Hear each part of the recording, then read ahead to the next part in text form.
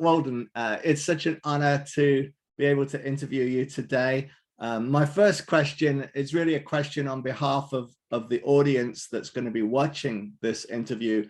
Can you introduce a little bit about who you are and what your work has been about and why you're right now running for office in the Philippines, how that political effort builds on a long career of trying to make sense of global capitalism and the crises it has created for everybody everywhere, but including in the Philippines?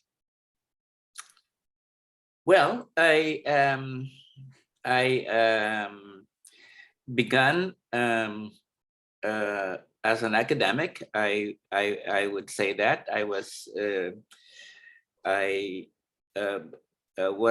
taking up my PhD in sociology in Princeton University. And this was in the early 70s. And when Marcos declared martial law in the Philippines, I dropped out of academia for something close to 20 years and went basically became an activist. And after Marcos was overthrown, and I would like to think I had some part in that, I began to get active in international issues, especially around the World Bank and the IMF and the World Trade Organization. And I, took part in the anti-globalization movement, the international mobilizations around that. Okay, and then I was doing a lot of writing in the same time on a whole range of issues, including human rights, globalization, and authoritarianism. And from 2009 to 2016, I served as a member of Congress in the House of Representatives in the Philippines. I resigned from Congress as a matter of principle because the president was using double standards on corruption.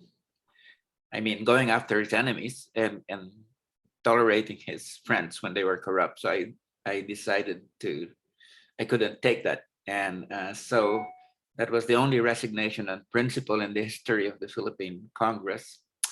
And finally, people drafted me to run for vice president. Not that I want to, in fact, I hate politics, but people felt that there should be a voice, a progressive voice, and they don't want to concede the political space just to traditional politicians. And so that's why I'm running at this point in time. Of course, everybody hopes that we can make it, but I'm very realistic, so I'll just end there. Yeah.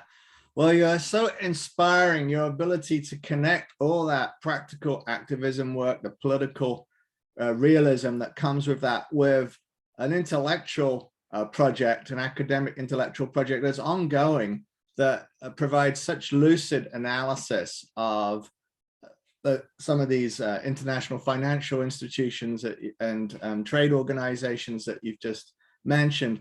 And I'm wondering if, drawing on both these sort of streams of your life's work, the practical work you're doing on an ongoing basis in politics, but also your intellectual project, how do you make sense of the contemporary global crisis, with COVID at the forefront of it? How would you try to explain to people the intersectional causes of our current global crises, and then, based on that, what do we do about it? Well,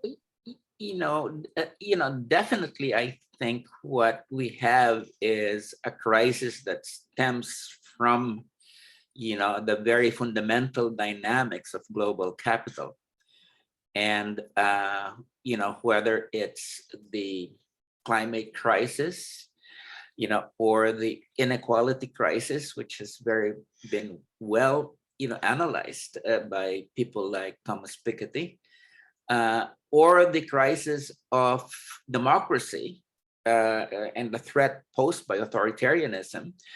I think the main thing that connects them is, a mode of production, that on the one hand continually creates inequality and marginalization of the many, and at the same time continually commodifies nature in the interest of profit, and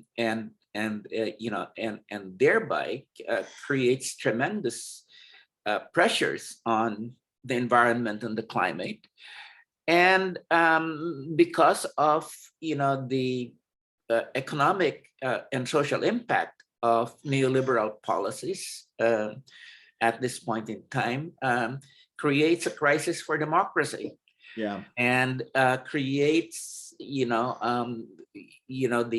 appeal to the elites to respond with authoritarian politics. So so this is all coming together at this point in time. Right. And if we dig into that last point a little bit more, I think it's a really important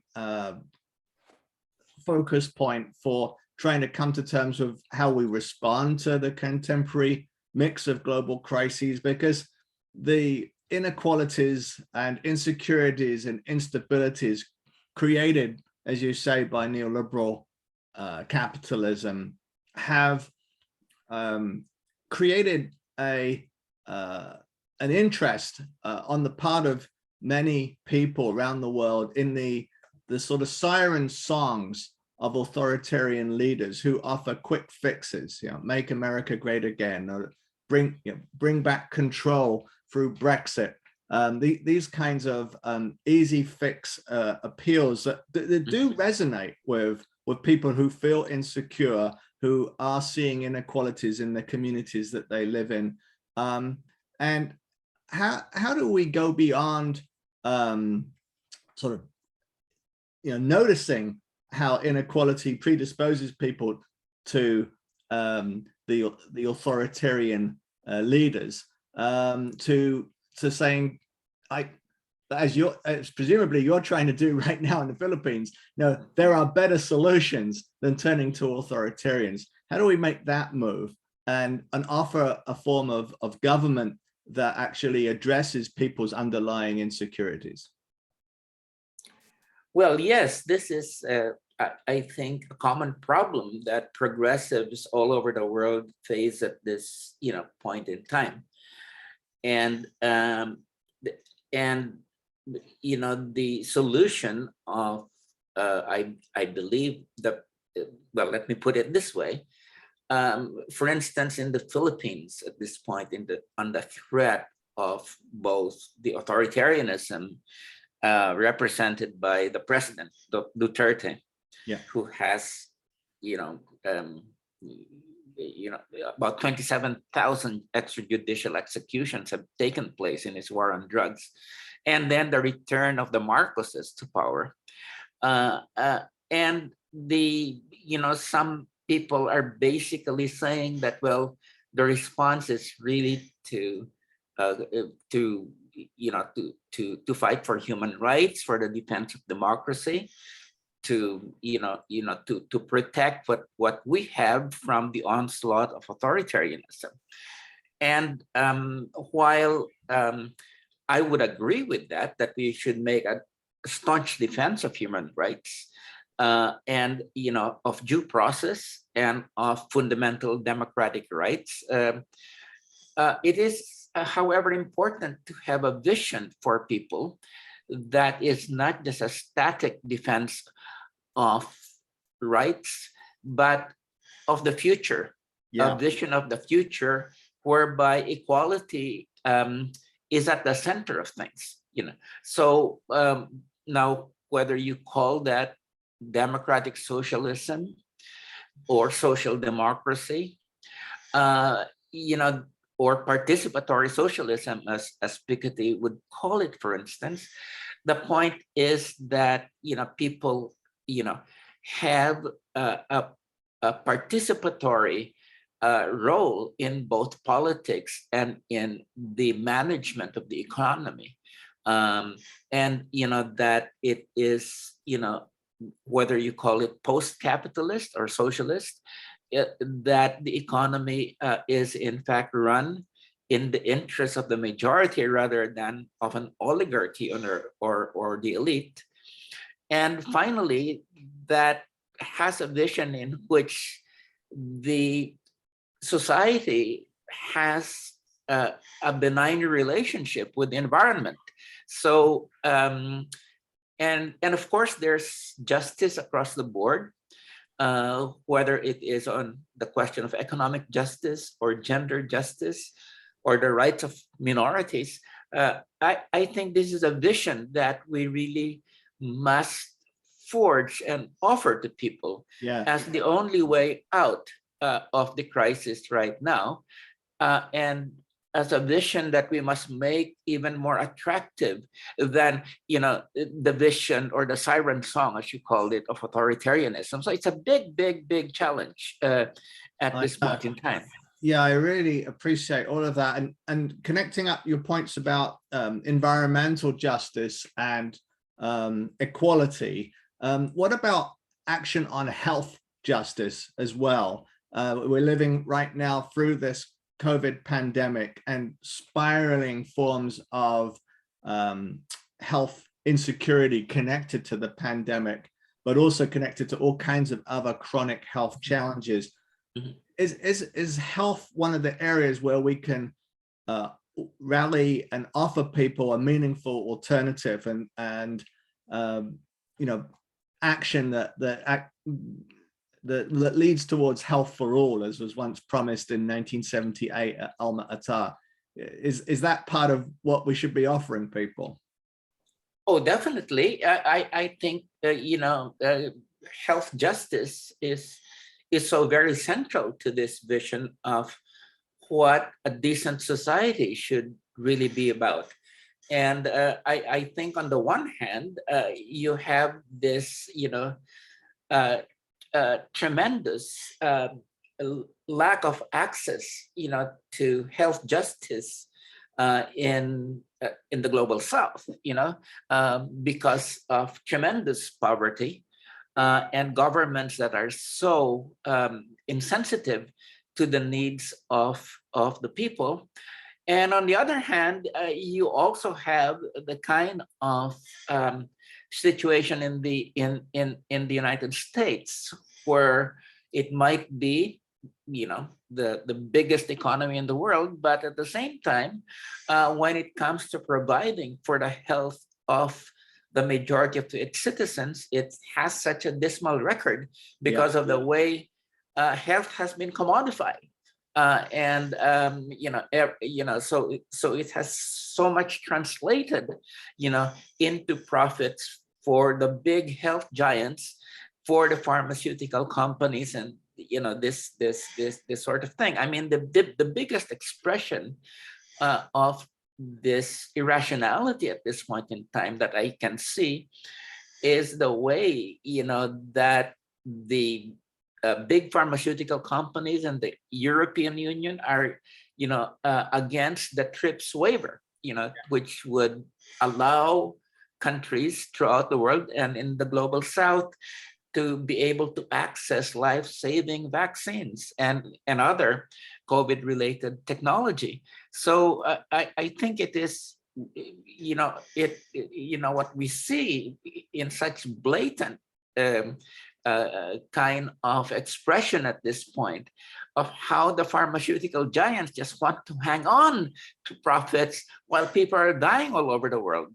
And so I think this is a contradiction that is so evident to many people at this point in time, that one of the silver linings of COVID, which of course is a terrible in its impact on the world, is it has also served as a wake-up call for many, that the big pharma is not interested in people's health.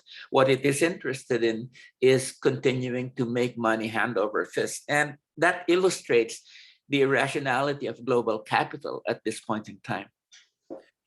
I totally agree. And I think that we need to do more internationally to call out that injustice. And I'm wondering if you see a role for the network of the Right Livelihood laureates in making the case for things like the TRIPS waiver, for increasing the production of essential medicines, including vaccines, in the global South, by introducing things like compulsory licensing, by doing real tech transfer rather than the kind of charity model sharing of leftover vaccines that is currently being conducted by COVAX and Gavi. Is there a role that for an organization like the Right Livelihood organization in making the case for that kind of work around health justice globally? Yes, I think that there is definitely a role, and I think this potential is there, and I think it can be translated, into action. I think one of the things that the Right Livelihood Network has is that it has kept in touch with people. Yeah. There's an active network. Compared, for instance, to the Nobel laureates, there isn't that sort of an organic kind of tie-ups over the years. Now, I think that that this is a potential that can be cultivated with good dynamic leadership that brings together the Right Livelihood laureates. I think that it could be a very influential sort of pressure group at a global scale, uniting both Northern and Southern voices. So I would say there's a very great role there. Much of it's still potential, but I am confident that with enough cooperation among us and discussion and forging a common path, that this latent possibilities can be converted into real, active, a real activist network that would be very influential. I think that message and that vision is something that would be very appealing to our students here in Santa Cruz, but in many other places as well, where there's an interest in the lessons of the Right Livelihood laureates in the college classroom. So do you think that students can play a role in amplifying these lessons and joining the effort to network internationally to push this health justice agenda forwards? Oh yes, definitely, and I think the potential of youth has been emerging over the last few years in the United States. For instance, we've seen the whole efflorescence of activity around Bernie Sanders and the progressives in the House of Representatives at this point. In other parts of the world, you really also see this resurgence among youth and students. And certainly in the Philippines, one of the areas where we have our, my campaign personally, just to speak about this, we're having a great deal of support from the universities and the campuses. And it's on the question of social justice, health justice, gender justice. These are very, very burning issues for what people call Generation Z. Okay, and I think that it's both North and South, and it cuts across it even to places like China, for instance. That's So interesting. there is a real role that to call it Generation Z, okay, or Perhaps, students across the board perhaps it could, can do. perhaps it could be called Generation G for global, reaching across countries and borders. Well, certainly, I mean, that's something that would be a great name for it, as long as it's not identified as generation globalization. Right. Maybe it should be GAG, generation anti-globalization. Right. I think that's a terrific place to finish up our formal interview here, Walden. It was such a great set of insights and inspirations you just shared with us, and I know it's going to be valuable to our students. Thank you so much. Thank you very much too. Very happy to have been with you. Hey, thank you.